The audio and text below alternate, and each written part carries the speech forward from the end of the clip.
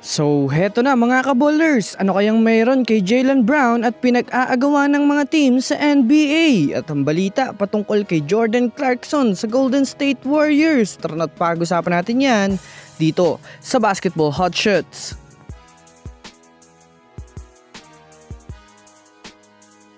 Well, una nga muna tayong dumako mga kaballers sa balita patungkol sa pinag-aagawan nga ngayon si Jaylen Brown ng mga team sa NBA. Well, kagaya nga po mga kaballers nang naibalita ko sa inyo, kasalukuyan nga po ngayon maingay ang pangalan ni Jaylen Brown sa buong NBA teams. Marahil si Jaylen Brown nga po mga kaballers ang player na hindi na mananatili sa kanyang team dahil sa frustration na natamo nito sa kanyang kupunan. Yes mga kaballers, nawalan nga ito ng spark sa Celtics na ibig sabihin ito nga po ang pahiwatig na hindi na siya committed pa sa team ng Boston.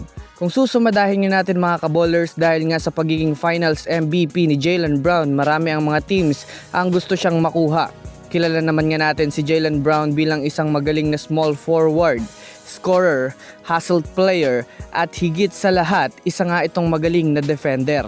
Ayon nga sa pinakabagong balita, bukod nga po mga kaballers sa Bucks, Cavs, Warriors, Lakers ay nadagdag ang Clippers sa gustong kumuha sa kanya. Ayon sa balita mga kaballers, gustong makuha ng Clippers si Jaylen Brown gamit ang number 5 overall pick at 2029 unprotected first round pick. Samantala, pumunta naman tayo mga kaballers patungkol kay Jordan Clarkson sa Golden State Warriors. Well, kahapon lang nga po mga kaballers mula nang maibalita na opisyal na nga pong ginawang free agent ng kupunan ng New York Knicks itong si Jordan Clarkson. Marahil isa nga sa pinakadahilan nito, yan ay ang pag-expire ng kontrata ni Clarkson ngayon sa kanyang pinirmahan na 1-year deal ng nakaraang taon. Well, dahil nga dyan mga kaballers, maaari na nga itong kunin ng ilang mga kupunan na nangangailangan ng magaling na sixth man na maaasahan sa scoring at playmaking. Kaya naman dito na nga po mga kaballers, nagsimulang uminit ang balita patungkol dito kay Jordan Clarkson na Warriors nga daw ang kupunan na pinaka-best team na maaaring landingan nito. Dahil alam naman nga natin mga kaballers na nawalan na nga po ang Warriors ng isang magaling na sixth man, ilang taon na ang nakalilipas. Dahil na rin naman sa pag-alis ni Jordan Poole sa kanila.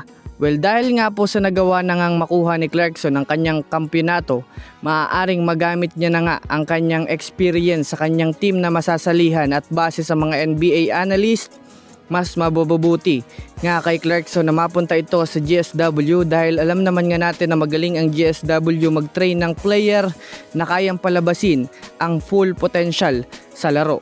Bukod pa dyan, mas mag-i-improve pa ang 3-point shooting nito dahilan upang mas maging matindi pa siya na manlalaro sa liga. Kaya anong masasabi nyo dito mga kaballers? I-comment nyo na yan sa ibaba.